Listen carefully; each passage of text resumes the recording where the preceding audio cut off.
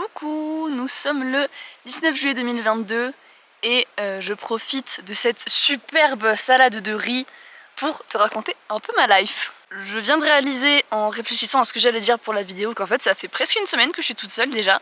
Mais aujourd'hui il y a un truc en plus, c'est que c'est le premier jour où je suis toute seule et pas dans une ville, et je trouve que la sensation elle est tellement différente. Alors ça fait un peu peur quand tu marches au bord d'une route terreuse avec des déchets et qu'il y a des chiens qui t'aboient après et qui te suivent, parce que je n'ai pas fait les vaccins contre la rage, donc j'aimerais bien voilà, faire mon voyage tranquillement en entier. Mais à part ça, enfin je veux dire, déjà regarde où je suis. Et encore c'est pas la meilleure vue que tu puisses avoir, c'est juste que là j'ai trouvé un petit spot avec une mini table et des petits cailloux pour s'asseoir, donc je me suis mise là parce que j'avais faim. J'ai donc passé un peu plus de 4 jours à La Paz et cette nuit j'ai pris un bus pour descendre quasiment la moitié du pays et venir à Tupiza. Pourquoi je viens à Tupiza? Parce que en fait mon rêve ultime en venant en Bolivie, c'est de visiter la région du sud Lipez avec toutes les lagunas et les volcans derrière et de finir au Salar de Uyuni. Alors pour le Salar de Uyuni, j'aurais vraiment aimé le voir en mode miroir, mais c'est pas la saison et puis honnêtement je pense que quand c'est la saison c'est que ça veut dire qu'il pleut, donc oui c'est incroyable, il y a un miroir géant, mais je pense qu'il y a d'autres routes qui sont pas praticables, donc voilà, faut choisir. De toute façon j'ai pas le choix au niveau des dates, donc dans tous les cas c'est un truc que je rêve de voir depuis un moment. Donc je suis venue à Tupiza puisque ce tour, parce qu'il faut faire un tour guidé, ça se fait pas en autonomie, eh bien, est plus long en partant de Tupiza qu'en partant de Uyuni. Je pars donc demain pour 3 jours, non, je pars donc demain pour 4 jours, 3 nuits, avec 2 Français dont j'ai eu le contact via une fille, dont j'ai eu le contact via les Français en Bolivie, les meilleurs groupes Facebook de voyage je pense, et 2 autres personnes, je ne sais absolument pas d'où ils viennent. J'ai eu un grand dilemme parce que, comme voilà j'en parlais dans la vidéo d'avant, j'ai vraiment envie de rencontrer des locaux et j'ai eu une prise de conscience aussi il n'y a pas longtemps, je me sentais frustrée du fait de pas vraiment parler espagnol à des gens. Et j'ai bien évidemment comparé cette sensation avec mon voyage en Nouvelle-Zélande et je me suis dit mais je me sentais aussi frustrée de temps en temps à cause de ça, mais pas autant. Comment ça se fait? Et en fait c'est simple, en Nouvelle-Zélande pour que je sente mon but accompli dans la journée, il fallait que j'ai parlé anglais. Mais en fait je pouvais parler anglais avec des Allemands, avec des Néerlandais, avec des Australiens, avec plein de gens. Et là du coup pour parler espagnol ça limite un peu plus, parce que quand je croise des Européens on parle anglais en général, enfin c'est le plus fluide pour moi en tout cas.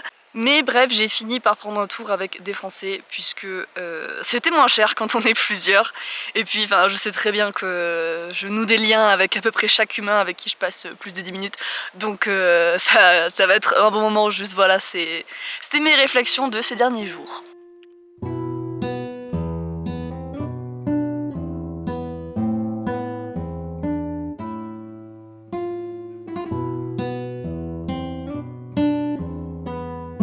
Plot twist, cette balade solitaire se transforme désormais en clean walk.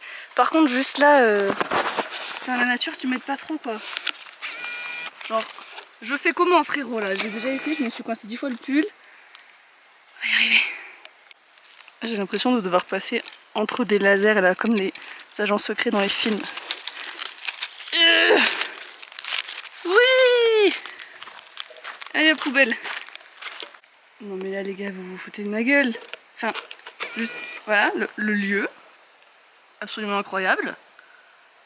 Et wesh, la quantité, déjà là, ça fait 10 minutes que je ramasse des trucs.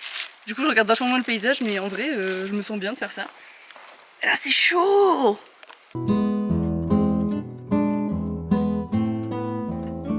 C'est long, hein? Je suis floue? Et non, je suis claire. Énorme blague. Oui, je reprenais la caméra pour dire que je trouvais ça assez cocasse, que 10 minutes, 15 minutes avant, j'étais dans un mood de waouh, c'est tellement beau ici, c'est tellement calme, les couleurs sont incroyables, je me sens alignée avec moi-même et en harmonie avec la nature. Et 10 minutes plus tard, j'ai un sac rempli d'aluminium et j'ai désormais envie de discuter avec la personne qui gère les entrées ici, enfin la personne qui... le garde du parc quoi, pour en connaître un peu plus sur le rapport à l'écologie qu'ont les Boliviens de manière générale. Vraiment j'aimerais lui demander ça sans jugement, mais là avec ce que je viens de voir c'est un peu chaud d'être dans un pays inconnu et de ne pas être tendu face à cette situation. Mais voilà, j'espère que je vais pouvoir le recroiser, ou dans tous les cas c'est une question que je poserai à un autre Bolivien, hein, mais voilà, je pense qu'il avait l'air gentil en plus, puis il connaît bien le parc, donc ce serait la bonne personne à questionner. Il y a quand même des choses que je ne ramasserai pas, pour des raisons évidentes. J'adore ce zoom. Voilà. Désolé la nature, là il y a des limites.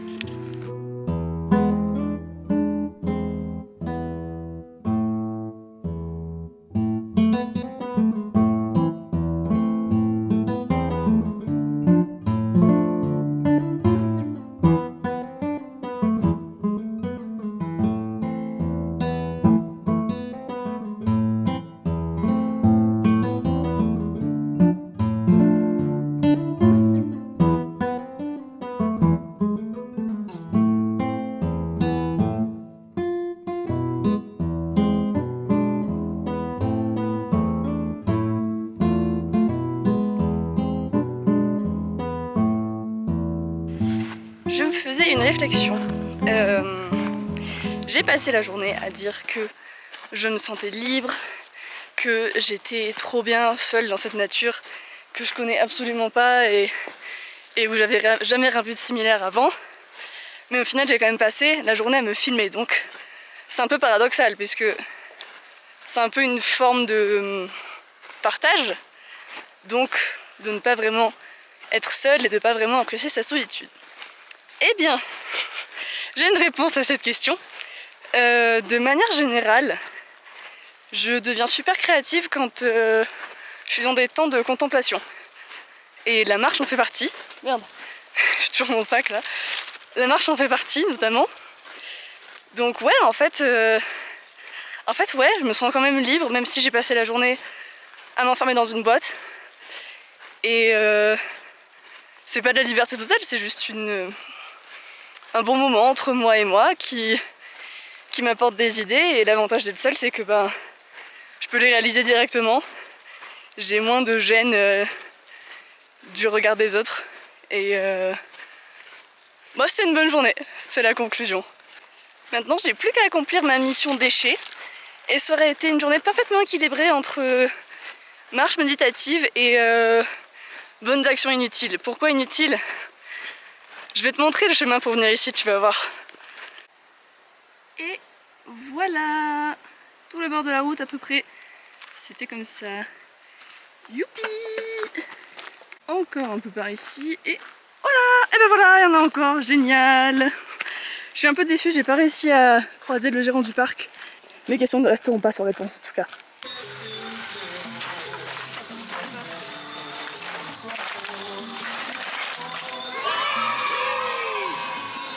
Ah là là, quel soulagement de savoir que ces déchets ne finiront pas en décomposition pendant des dizaines, voire des centaines d'années dans la nature et seront à la place incinérés et finiront en particules toxiques dans l'air. C'est... Oh quel soulagement, je me sens mieux. Plus sérieusement, l'écologie ne se résume pas qu'aux déchets. Et surtout, le message le plus important, c'est que si ça te fait plaisir de faire un truc, même si tu vois bien que c'est la merde ailleurs, tant que t'es content, fais-le quand même, c'est l'important. Et attends, tu croyais pas que j'allais te laisser sans guest quand même? Si para ti, a los bolivianos les importa la ecología. Por supuesto que sí. ¿Sí? Sí, muchísimo. Especialmente a mí, me importa bastante la ecología. Nosotros tratamos de reciclar lo más posible, tanto las bolsas de basura o cualquier bolsa que te venden. Acá en Bolivia suelen utilizar muchas bolsas pequeñas para venderte una banana, una manzana. Entonces todas esas las reciclamos, trato de utilizar lo más posible y luego recién desecharlas. Y lo mismo con el tema del agua. Sí. Por eso tengo acá un bidón donde recolectamos toda agua de lluvia, todo eso para limpiar la casa o limpiar el coche o cualquier cosa. El reciclaje es muy muy importante. Para mí particularmente, no sé si el resto de los bolivianos piensan lo mismo, pero hay mucha gente que sí piensa. Porque no veo punto de reciclaje, no más. Y... No hay mucha cultura de eso, nos falta bastante. El gobierno municipal, el municipio, ha intentado hacer muchas veces y ponernos contenedores de basura con colores para reciclar plástico, alimentos desechables, todo lo demás, pero la gente no entiende aún. Nos falta bastante educación. Creo que hay que empezar desde el colegio, desde los niños, para que eso se vaya creciendo. Sí, es un trabajo que... Es un trabajo que hay que hacer mucho. Ok, muchas gracias. Gracias a ti. Je te remercie d'avoir regardé cette vidéo jusqu'ici, j'espère que ça t'a plu. Tu peux me suivre en images sur Instagram @claire.ctln, je mets des stories tous les jours sur mon voyage. Et je te retrouve bientôt pour de prochaines aventures en Bolivie. Salut!